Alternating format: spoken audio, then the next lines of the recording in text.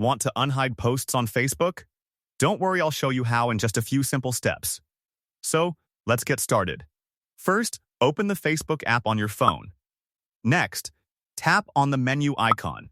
Now, expand the Settings and Privacy section and tap Settings.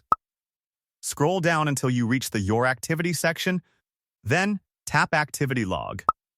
Next, tap your Facebook activity to expand the menu. From the available options, select Manage Posts. Now, tap Filters in the top corner. From the menu that appears, tap Categories. Next, select Posts Hidden from Profile.